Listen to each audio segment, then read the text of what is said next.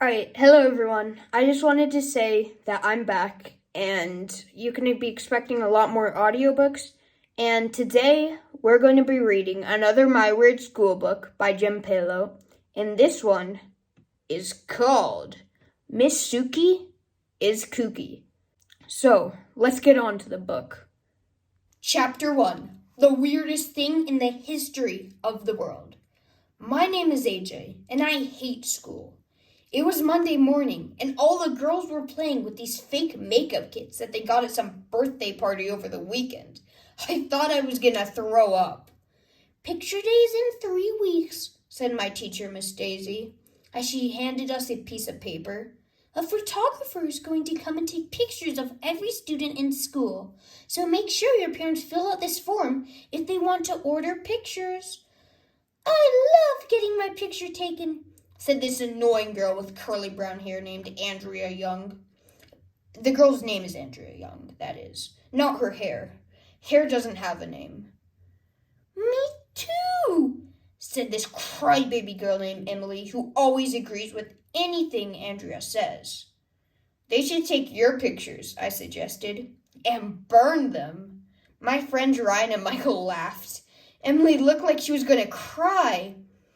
"It just so happens that Emily and I are photogenic," Andrea told us.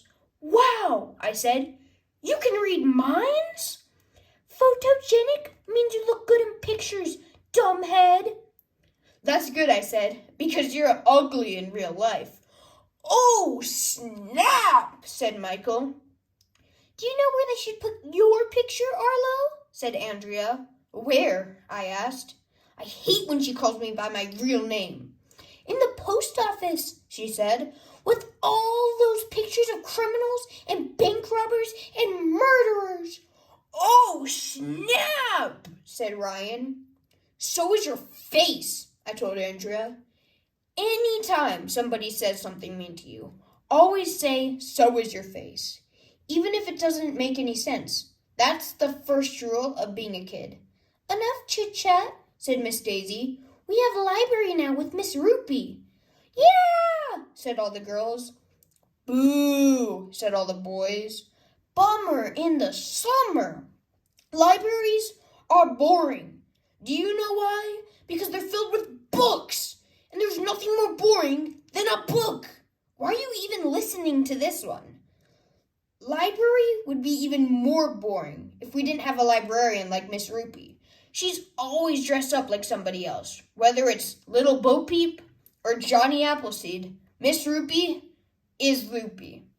When we got to the library, we saw Miss Rupee dressed up like a giant bird with lots of feathers and a beak. "Why are you dressed up like a bird, Miss Rupee?" asked Neil, who we call the nude kid, even though he wears clothes. "Squawk! Squawk! Squawk!" shouted Miss Rupee as she flapped her wings. "Who's Rupee? My name is Rappy.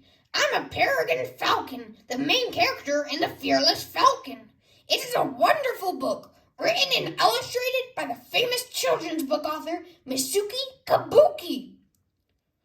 Miss Rupee read us a few chapters of the book. It's about this falcon that sees its reflection in a window and thinks it's an enemy, so it attacks its own reflection by flying right into the glass. Bam! Man, was that bird dumb. "That's the saddest story I've ever heard," Emily said with tears in her eyes. That girl would cry over any old thing. After library, we went to the art room. Miss Hannah, our art teacher, was waiting for us. "Today, we're going to draw pictures of Rappy, the peregrine falcon, and the fearless falcon," said Miss Hannah. "It was written and illustrated by the famous children's book author, Miss Suki Kabuki." That was strange. Why were we doing something with the same book in both library and art? After we finished drawing our pictures and cleaning up the art room, it was time to go to music with Mr. Loring. "Today, we're going to sing a song about a falcon named Rappy," said Mr. Loring. "He's the main character in The Fearless Falcon, which was written and illustrated by Miss Suki Kabuki." This was getting really weird.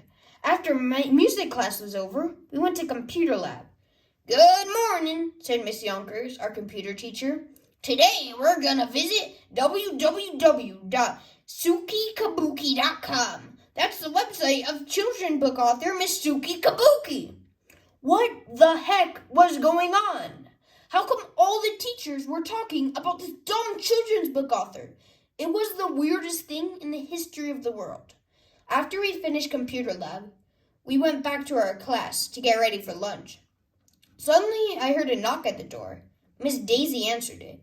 It was Mr. Klutz, the principal. He has no hair at all. I have big news, Mr. Klutz announced. Guess who will be coming to visit our school in 3 weeks? Who? We all asked. A famous children's book author, Mr. Klutz said. Her name is Miss Suki Kabuki. Chapter 2. Children's books are dumb. So that's why all the teachers were talking about Miss Suki Kabuki? She was coming to visit our school? I never met a real live author before. Come to think of it, I never met any dead ones either. Wow, said all the girls. Who cares, said all the boys. Mr. Klutz was so excited about the author visit, he had to go tell all the other classes the news. I love Miss Suki Kabuki, said Andrea. She loves books and everything else that's boring. She's my favorite author.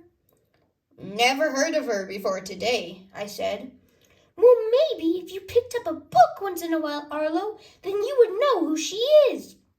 Hey, I picked up a book once, I said, and then I put it back down again. Andrea had to show everybody how smart she was by naming some of Miss Suki Kabuki's books, like The Fearless Falcon, The Reluctant Rhino, and The Courageous Crane. That's right, Andrea, said Miss Daisy. Suki Kabuki has written a lot of great books. She's coming all the way to America from Japan because she won the Blueberry Award. That's an award that is given to the best children's book of the year. Miss Suki is only visiting a few schools in America, and ours is one of them. We're very lucky our PTA was able to get her. I knew Miss Suki was coming, said Andrea, who loves telling people how much she knows. How did you know? Asked Neil the nude kid. My mother is vice president of the PTA, Andrea said. She knows everything. I'm sure it was very hard to get Miss Suki to come and visit us, Miss Daisy said. She lives in the rainforest where she writes all about those animals. I love animals, Andrea said. When I grow up, I want to be a veterinarian. You're not going to eat meat? I asked. No, dumbhead, said Andrea. That's a vegetarian. A veterinarian is an animal doctor. It is not, I said. It is too, Andrea said. We went back and forth like that for a while, and then I came up with that genius idea to win the argument. Oh yeah, I said. Well, a veterinarian who doesn't eat meat is a vegetarian, so na-na-na-boo-boo. In her face! No wonder they put me in the gifted and talented program. I can't believe Miss Suki is coming to our school, said Emily all excited. Do you think she'll sign autographs? I don't know, said Miss Daisy, who doesn't know anything. Maybe she will if you kids are on your best behavior. I didn't want Miss Suki's autograph. I had never even heard of her or any of her dumb books before. How come we have to have an author visit anyway? Why can't we have a professional skateboarder instead? That would be cool. Children's books are dumb, if you ask me, so anybody who writes children's books must be dumb too. Except for Dr. Seuss, of course. The only books I read are by Dr. Seuss. He was cool, even if he wasn't a real doctor. Why can't we invite Dr. Seuss to our school? I asked. Because he's dead, dumbhead, said Andrea. So is your face, I replied. Chapter 3. I hate Andrea, and she hates me. Miss Daisy, please come to the office, Mr. Klutz said over the loudspeaker a few days later. Oh, by the way, Picture Day and Author Day are both going to be 2 weeks from Friday, so we will be killing 2 birds with 1 stone, you might say. Thank you for your attention. Killing birds is mean, said Emily. It's just an expression, dumbhead, I told her. Killing 2 birds with 1 stone means doing 2 things at once. I knew that, Emily lied. She looked like she was going to cry, as usual. Miss Daisy was still in the office. Andrea and Emily pulled those fake makeup kits out of their desk again. They were looking in these little round mirrors and fussing with their hair. You look fabulous, Emily, said Andrea. No, you look fabulous, Andrea, said Emily. What do you think I should wear for Picture Day? Asked Andrea. My blue skirt or the red one with the bow on it? Oh, definitely the blue one, Emily said. It brings out your eyes. I think I need more lipstick, said Andrea. I need to moisturizer, said Emily. Ugh, I said. What is your problem? I thought I was gonna throw up. We're making ourselves pretty, Andrea told me. That's good, I replied, because you couldn't make yourselves any uglier. You're mean, said Emily. Why don't you just put a paper bags over your head so we don't have to look at you, I suggested. Very funny, Arlo, said Andrea. When I'm a teenager, I'm going to put on real makeup, and I'll be even more beautiful. Then you'll ask me out on a date, and I'll say I'm busy because I don't want to hurt your feelings by telling you that I don't like you. Why can't a truck full of makeup fall on Andrea's head? I hate her. Ooh, said Ryan. AJ's going to ask Andrea out on a date when they're teenagers. That means they're in love. When are you going to get married? Asked Michael. Just then, Miss Daisy rushed back from the office. Guess what? She said. I was going to answer by shouting, your butt. Anytime somebody says guess what, you have to say your butt. That's the first rule of being a kid. But Miss Daisy is a grown-up, and grown-ups get angry when you say but. Nobody knows why. What? We all shouted. We got a letter from Miss Suki. Chapter 4. Here comes the big shot author. Miss Daisy read the letter we got from Miss Suki. To my dear friends at elementary school, I can't wait to meet you. I love children and look forward to visiting your school. I will have a big surprise to show you. See you soon. Sayonara, Miss Suki Kabuki. Miss Daisy tacked the letter up on the bulletin board. She was so excited that a real-life, famous author actually took the time to write to us. She made us write letters back to Miss Suki, draw pictures for her, and think of questions to ask her when she arrived. For the next 2 weeks, pretty much all we did at school was get ready for Miss Suki's visit. Miss Patty, the secretary, put up a big chart in the office that day.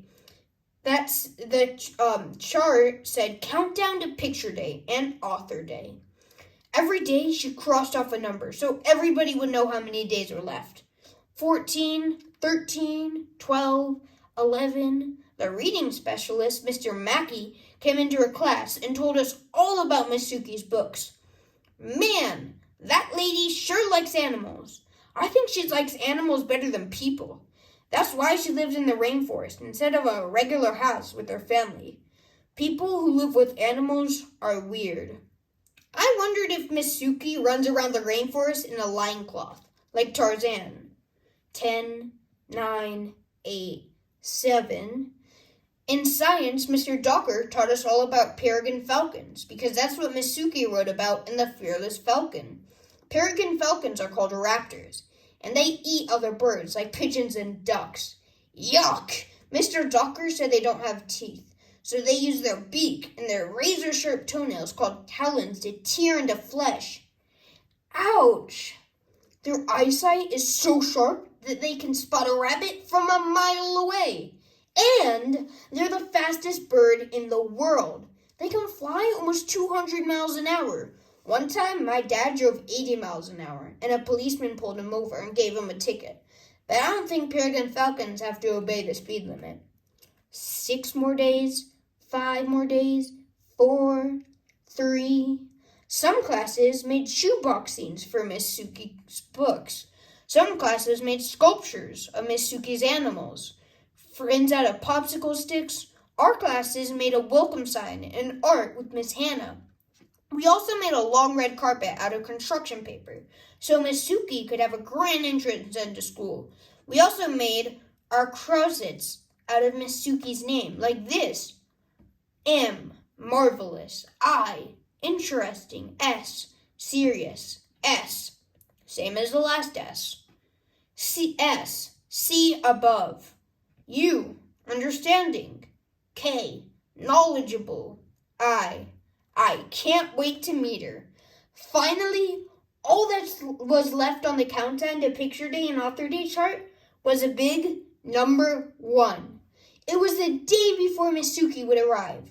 Everybody was excited, except for me. You would have thought the president or the Pope or Tony Hawk was coming to our school. In the vomitorium that day, the lunch lady, Miss LaGrange, prepared a traditional Japanese dish called chicken teriyaki in honor of Miss Suki. It's chicken with teriyaki sauce poured over it, so it has the perfect name. I sat with Ryan and Michael and Neil the nude kid. Ryan was opening peanut shells by cracking them on his head. Michael blew air into his lunch bag and popped it to freak out the girls. Neil the nude kid put crackers in his eye sockets. Andrea and Emily and their annoying girly friends were at the next table, talking about girly things again.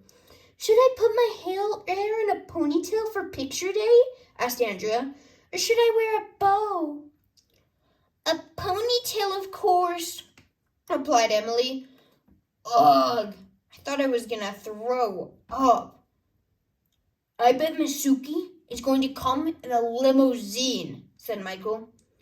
"Maybe she'll come in a helicopter," said Ryan. "She lives in the rainforest," I said. "Maybe she will swing on a vine like Tarzan. That would be cool." "What do you think the big surprise is that she talked about in her letter?" asked Neil the nude kid. "Beats me," we all said. Lunch was almost over, so we all had to scrape the food off our trays into the big garbage can. "I hope Miss Suki will sign my autograph book tomorrow," Emily told the girls. "I took it to Disney World and got it signed by Mickey and Goofy." "Those are just teenagers dressed up like Mickey and Goofy. Dumbhead," I told her. "They are not," Emily whined. "They're the real Mickey and Goofy." Emily would have cried, but we had to go back to class, so I guess she didn't have the time. When we got to Miss Daisy's room, guess who walked into the door? Nobody. If you walked into a door, it would hurt. But guess who walked into the doorway? It was Mr. Klutz and Miss Rupee. "Are you excited about Picture Day tomorrow?" asked Mr. Klutz. "Are you excited about Author Day tomorrow?" asked Miss Rupee. "Yes!" yelled the girls. "No!" yelled the boys. "I can't wait to meet Miss Suki," Mr. Klutz said, "because I love animals too. In my younger days, I used to work over the summer in a zoo." "Wow!" we all said, even though Mr. Klutz didn't say anything that interesting. When grown-ups tell you boring stuff about their younger days, you should always pretend to be interested. That's the first rule of being a kid. "Remember," Mr. Klutz continued, "Miss Suki is our guest. I'm sure you'll be on your best behavior and treat her with respect. We want to show Miss Suki what kind of wonderful students we have at elementary school. By the way, I invited Dr. Carbles, the president of the Board of Education, too. Isn't that exciting?" "Yeah," we all said, even though it totally wasn't. After Mr. Klutz was finished talking, Miss Rupee said she had a few words to say. "Miss Suki will probably give you the chance to ask questions," Miss Rupee told us. "Remember, a question is not a story about yourself. A question is when you ask somebody something. And whatever you do, don't ask Miss Suki personal questions, like how old she is or how much money she makes. We all promise to be good listeners and not ask any stupid questions. Well, after 3 weeks of getting ready, it was almost time for the big day. To tell you the truth, I was getting sick of Miss Suki, and she hadn't even shown up yet. Chapter 5. Miss Suki finally arrives. When we got to school the next morning, there was a big sign on the front lawn. Elementary school welcomes Miss Suki Kabuki for Author Day and Picture Day. All the girls were dressed up for Picture Day. All the boys were dressed up like slobs, as usual. After we put our backpacks in our cubbies, Andrea and Emily took out their little mirrors and tried to make themselves look pretty. That would make a good movie. Mission Impossible. Miss Daisy told us that our pictures would be taken at the end of the day, after the author visit. Because there was so much going on at school, we would have to miss math. Yeah, baby, I hate math. Everybody was whispering, "Where's Miss Suki? Is Miss Suki here yet?" We pressed our faces against the window so we could be the first to see Miss Suki when she arrived. And then I saw her. I was looking through the window between our classroom and the hallway when a lady on the red construction paper carpet that was taped to the floor. I recognized her face from the author photo in her book. Miss Suki was pulling a rolling cart with a big box on it. She was a skinny little lady, not much bigger than a kid. It looked like a gust of wind could knock her over. "It's her!" I shouted. "Miss Suki is here!" Everybody made a mad dash into the hallway. That's when the most amazing thing in the history of the world happened. The wheel of Miss Suki's rolling cart got caught on the red carpet or something, and it made her trip. She fell flat on her face. We all ran over to help her.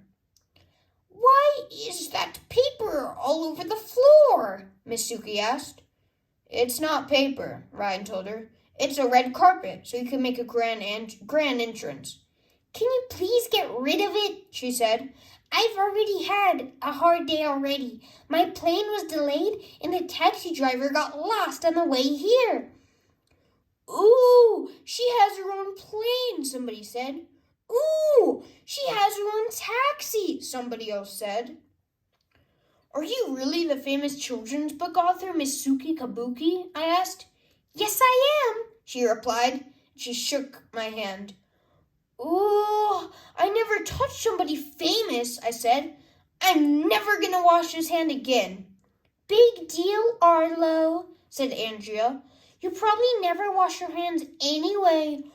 "Oh, snap," said Ryan. "So is your face," I told Andrea. "What's in the box, Miss Suki?" asked Emily. "Oh, you'll find out later," she said. "It's my mystery box. But first, can you tell me where the office is? I need to introduce myself to your principal, Mr. Putz." "It's Klutz," everyone shouted, and we told Miss Suki how to get to the office.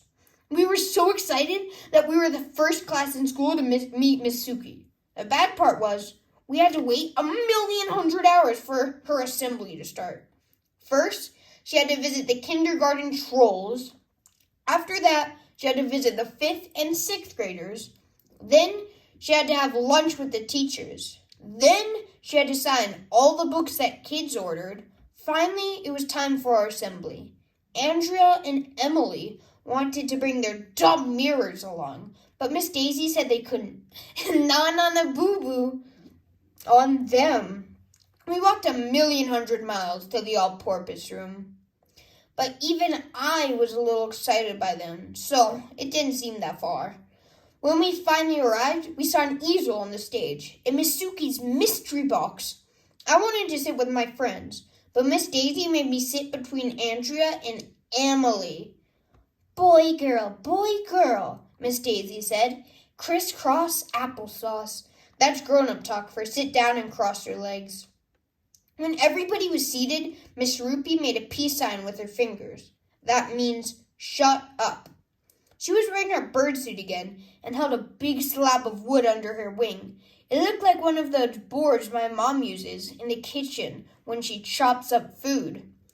Is everybody excited? Miss Rupee asked. Yes, the girls and even the boys shouted. Look what I've got, Miss Rupee said, holding up the slab of wood so we could see. It had shiny metal on the front with the words Blueberry Award on it. This is what Miss Suki Kabuki won for the Fearless Falcon, said Miss Rupee. She just got it yesterday. I can't believe she said I could hold it. Isn't that cool? Wow, we all said, even though it wasn't that cool. Well, you kids haven't been waiting 3 weeks to listen to me talk, Miss Rupee said. So I'm proud to finally introduce elementary school's favorite author, Miss Suki Kabuki. Chapter 6. Miss Suki is a big crybaby. Everybody clapped and cheered when Miss Suki came out on stage. Then we all got quiet so we could hear what she had to say. Hello, thank you so much for inviting me to your... At that very second, the strangest thing in the history of the world happened. All those bells started clanging so loud that we had to cover our ears. Miss Suki freaked out. Fire! She shouted. The school is on fire! Run for your lives! And then she went running out of the room, hugging her mystery box. Miss Suki is kooky. It wasn't a fire. It was just a fire drill. Any dumbhead knows that once in a while the bells ring and we all have to go stand out in the playground.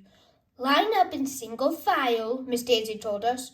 We marched out of the school. When we got to the playground, Mr. Clutch was running around, trying to catch up with Miss Suki.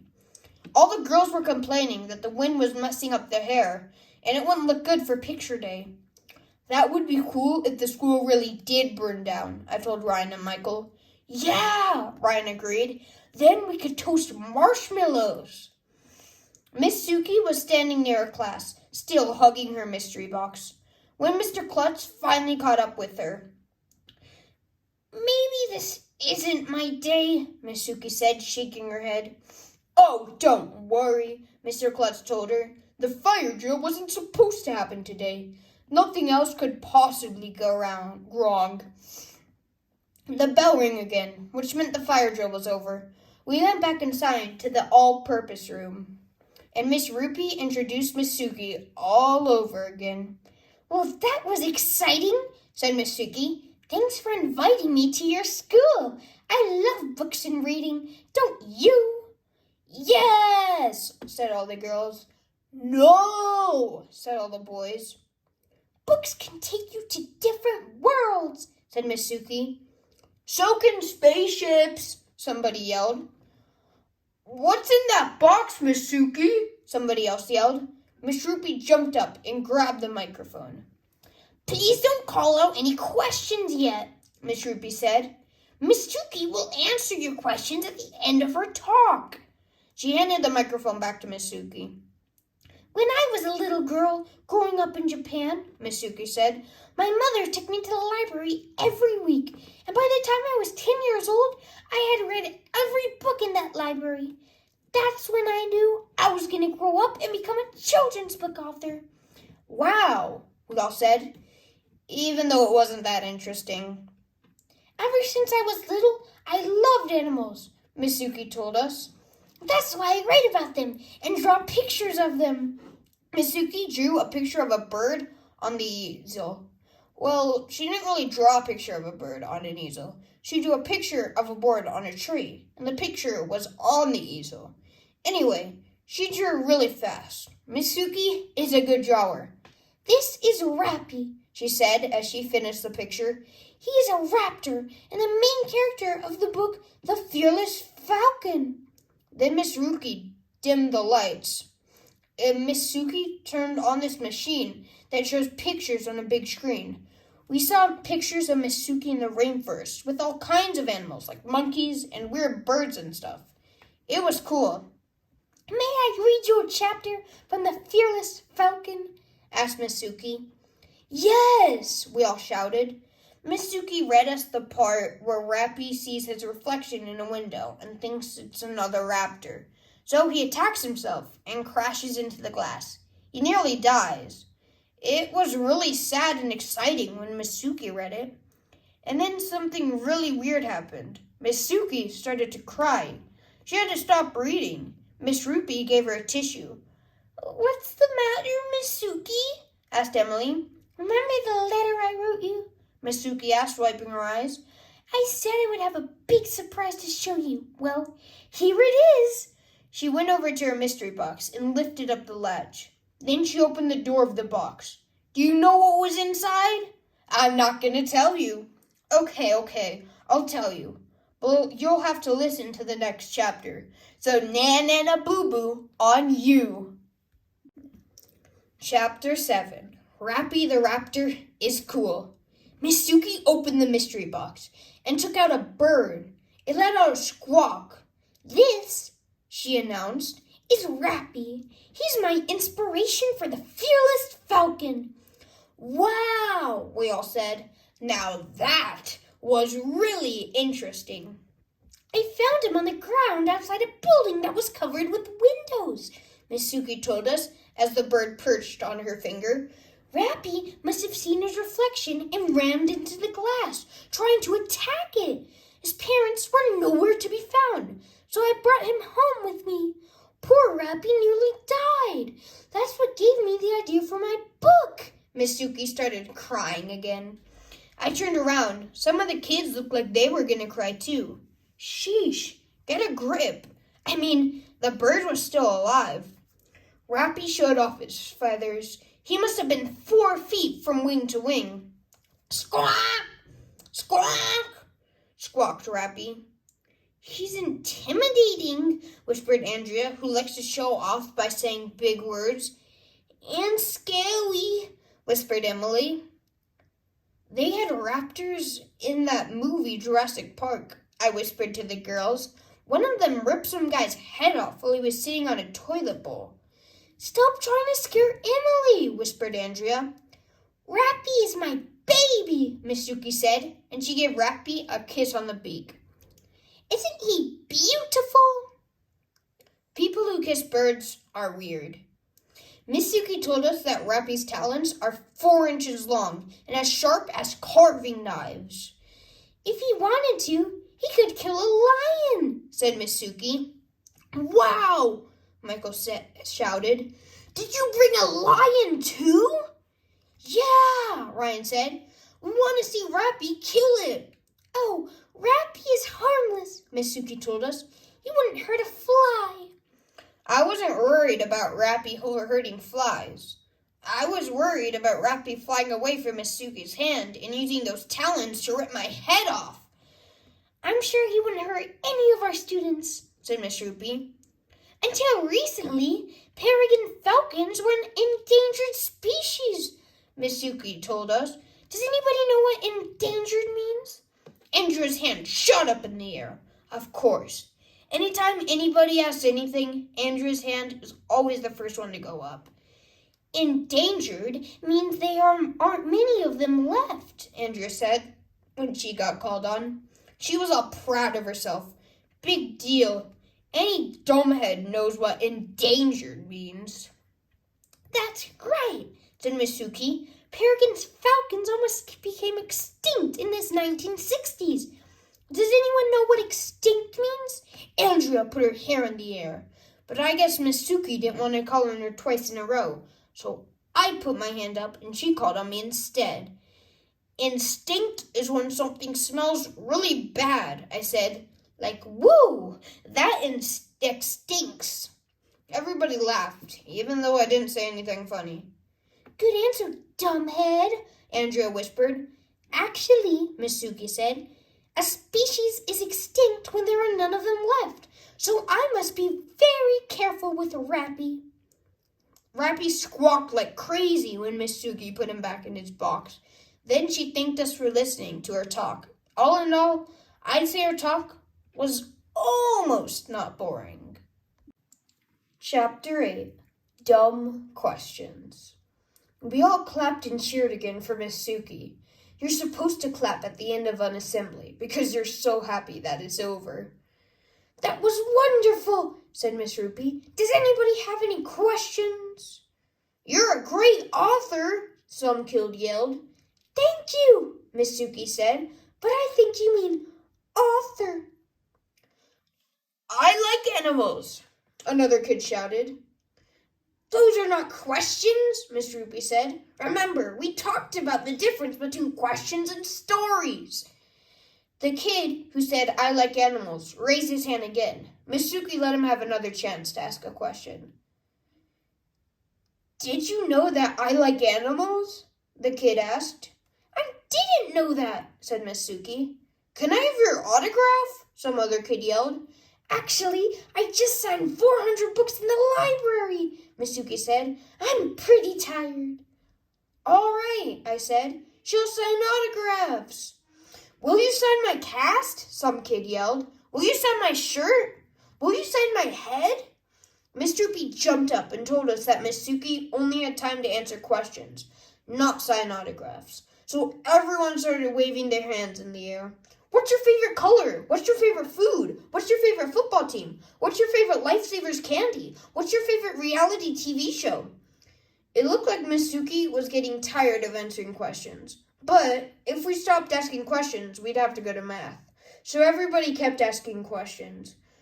Will you write a book about us? Did you come here in a limousine? Can I go to the bathroom? When do we get our pictures taken? How much money do you make? How old are you? Miss Rupee slapped herself on the forehead. How old do you think I am? Asked Miss Suki, putting her hands on her hips. 80? Someone guessed. Miss Suki looked mad. Miss Rupee jumped up to tell us there was no more time for questions. I'm 40, Miss Suki said as we were leaving the all-purpose room. She had on a mean face. I guess she didn't like our questions very much. Chapter 9. What's the magic word? After the assembly, we went back to Miss Daisy's room. It was almost time for our class to be called down to the gym to have our pictures taken. Andrea and Emily pulled out their little mirrors and started fixing their hair. It had been a full hour since they last fixed their hair, so they must have had a lot of hair that needed fixing. Just then, guess who poked their heads in the door? Nobody, because if you poked your head in a door, it would hurt. But guess who poked their head in the doorway? It was Mr. Rupee and Miss Suki. Mr. Rupee was holding a stack of books in the Blueberry Ward. Miss Suki was rolling Rappy's mystery box. We have some autographed books, Miss Rupee said as she handed them out. Andrea bought every one of Miss Suki's books. I didn't buy a book. Books are boring. Besides, the order form was still in my backpack because I forgot to give it to my parents. Did you write any Dr. Seuss books? I asked Miss Suki. I believe those were written by Dr. Seuss, she said. You should write some Dr. Seuss books, I suggested. They're cool. I'll think about that, Miss Suki said. How come Dr. Seuss was allowed to call himself a doctor when he really wasn't one? I asked her. You have to ask him that, replied Miss Suki. I can't, I told her. He's dead. Do you like cheese? Asked Ryan. Not very much, said Miss Suki. Will you sign my autograph book? Asked Emily. Oh, okay, said Miss Suki. Can I have 10 autographs for my cousins? Michael asked. Miss Suki didn't look that happy, but she started signing the scraps of paper Michael handed her. You should write a book about penguins, I said. Penguins are cool. What's your favorite kind of cheese? Asked Ryan. Miss Suki was about to leave when Mr. Klutz made an announcement over the loudspeaker. Miss Daisy's class, please report to the gym to have your pictures taken. That's when I got the greatest idea in the history of the world. Will you be in our class picture, Miss Suki? I asked. Please, please, please, everybody begged. We said please about 1,000,000 times. If you ever want to get something from a grown-up, just say please over and over again. The more times you say it, the better chance they will say yes. That's the first rule of being a kid. Well, okay, said Miss Suki. Yeah! See, it's amazing. All you have to do is say one dumb word, and you can get whatever you want. What a scam! Chapter 10. Say cheese. We walked Miss Suki to the gym. Miss Rupee brought along the blueberry award.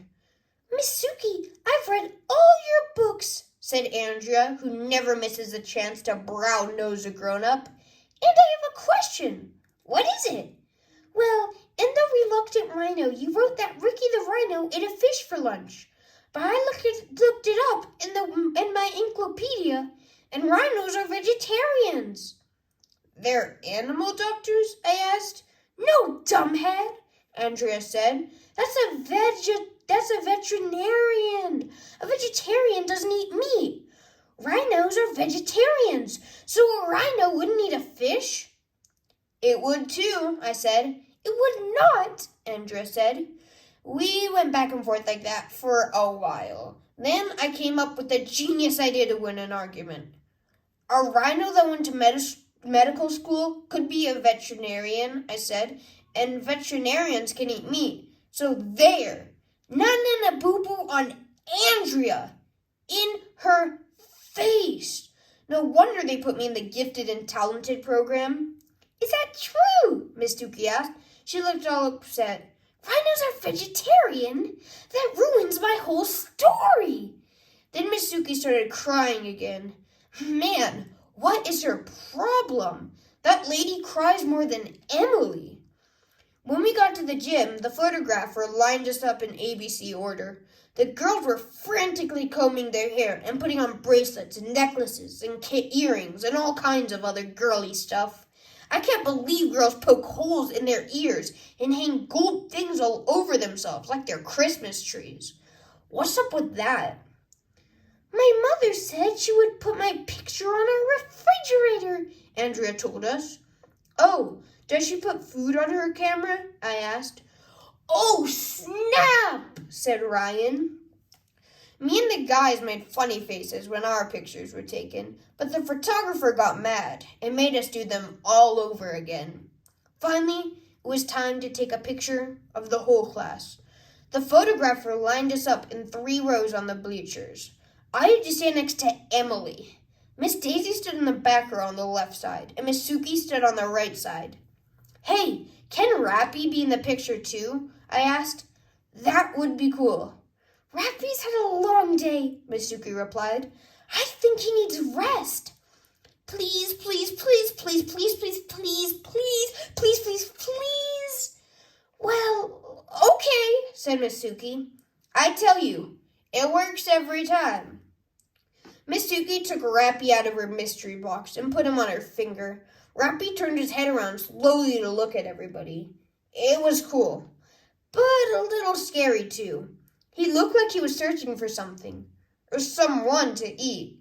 I'm glad we didn't have any pigeons or ducks in the gym. Don't worry, Miss Suki said. Rappy wouldn't hurt a fly. Emily pulled out her little mirror to fix her hair one last time. Okay, said the photographer. Is everybody ready? Say cheese! That's when the most amazing thing in the history of the world happened. Rappy must have seen his reflection in Emily's mirror, because the next thing we knew, he flew over Miss Suki's finger at 200 miles an hour, and he was heading straight for Emily. Chapter 11. Just a minor problem. Emily was looking in her mirror. She didn't see Rappy flying at her. Watch out! Everybody screamed, but it was too late. Rappy rammed right into Emily. She fell off the bleachers. She was freaking out. Eek! She screamed. The raptor attacked me! Rappy freaked out too. He took off and went flying crazily around the gym. Everybody started screaming and covering their heads. The raptor's loose, shouted Ryan. We need a doctor, shouted the photographer. How about Dr. Seuss? I suggested. Emily, go to Miss Coney's office, shouted Miss Daisy. Now! Rappy was swooping around like he was out of his mind. Emily was crying, and for once, I couldn't blame her. I'd cry too if some nutty rapper attacked me. She crawled out of the gym on her hands and knees so Rappy wouldn't dive bomb her. He's wild, shouted Michael. He'll use his razor-sharp talons and beak to tear into our flesh. He's just frightened, shouted Miss Suki. Rappy wouldn't hurt a fly. He hurt Emily, yelled Andrea. Don't provoke him, Miss Suki yelled, even though none of us knew what that meant. Well, maybe Andrea did. Call Miss Laser, shouted Miss Daisy. Miss Lazar is a school custodian, and she can solve any problem. She must have been right down the hall, because about a second later she burst into the gym. She was holding a toilet bowl plunger. We have a wild raptor on our hands, Miss Daisy said.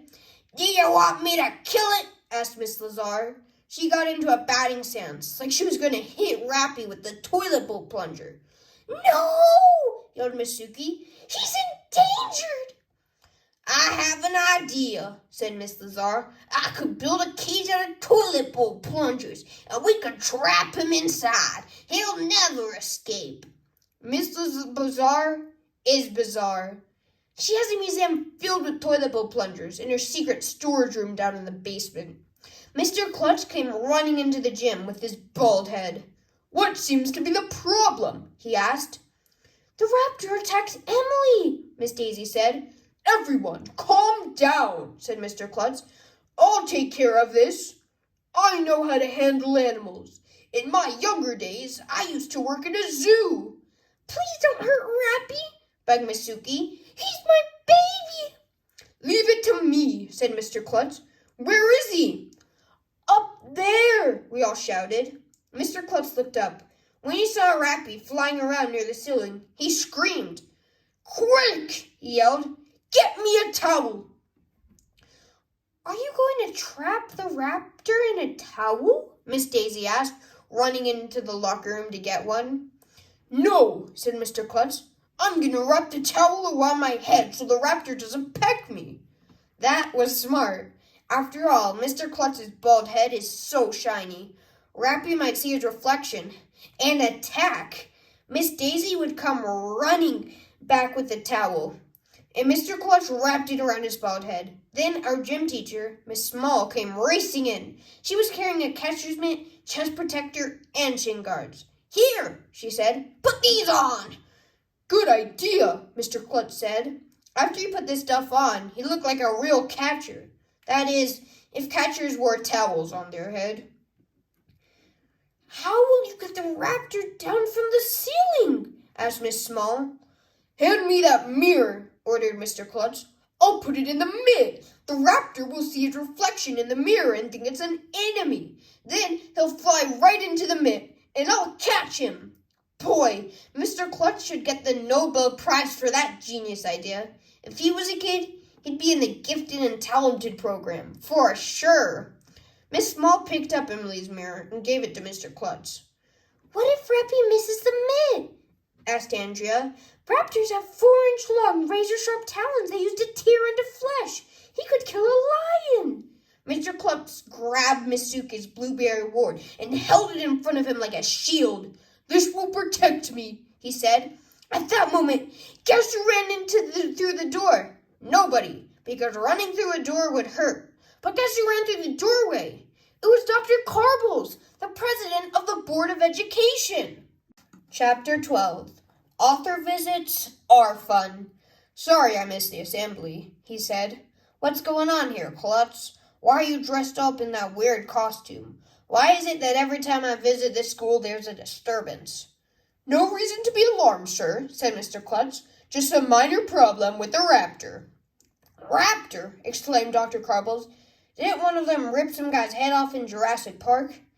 Be careful, begged Miss Suki. She's my baby. You gave birth to a raptor? Asked Dr. Carbles. Just then, Rappy came down from the ceiling and started swooping around the gym again. Everyone was ducking and screaming.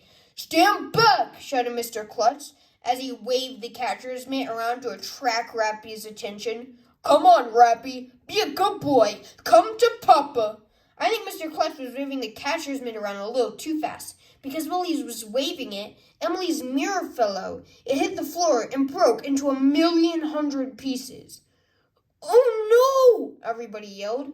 Mr. Klutz looked at Miss Suki. Miss Suki looked at Miss Daisy. Miss Daisy looked at Miss Rupee. Miss Rupee looked at the photographer. Everybody was looking at everybody else. Suddenly, Rappy went really crazy and started flying even faster around the gym. Then he must have spotted the shiny letters on the Blueberry Award, because he dive-bombed straight toward Mr. Klutz.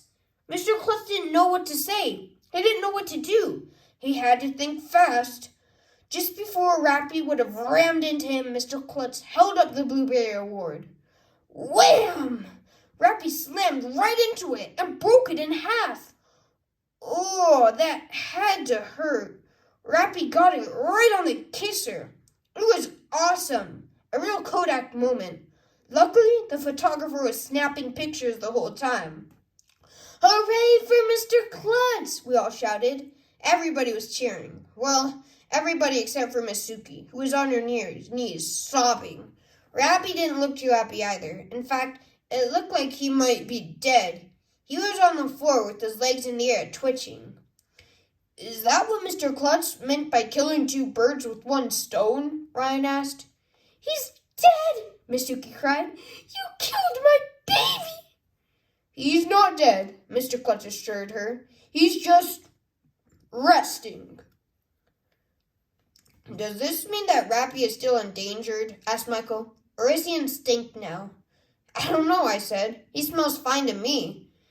"You're a bunch of monsters!" Miss Suki shouted as she scooped Rappy off the floor. "This is the worst day of my life!" Then she ran out of the gym crying. She didn't even take the shattered pieces of her Blueberry Award with her. "Does this mean you won't be signing any more autographs?" I asked Miss Suki. But I don't think she heard me. She was long gone. All in all, I think Miss Suki's visit was really cool, especially when Rappy went berserk and attacked Emily. I mean, we got to meet a famous author, and we got to see Mr. Klutz dress up like a catcher with his towel around his head. But best of all, we got to miss math. I was thinking about it. Miss Suki won the Blueberry Award by writing about a raptor that flew into a window and nearly died. And then the same raptor flew into the Blueberry Award and nearly died. I guess the moral of the story is that you should never bring a raptor to school, or a Blueberry Award. Maybe Miss Suki would be able to nurse Rappy back to health again. Maybe Miss Cooney will be able to nurse Emily back to health again. Maybe Miss Lazar will be able to fix the Blueberry Award. Maybe Emily and Andrea will stop looking at themselves in the mirror all the time. Because you never know when you might be attacked by a crazed raptor. Maybe we'll all be able to talk Mr. Klutz into inviting another author to our school by next year. But it won't be easy. All right, everybody. That was Miss Suki is Kooky. If you enjoyed this audiobook, share it to a friend, like and subscribe because it helps me out a lot. Thank you, and see you next time.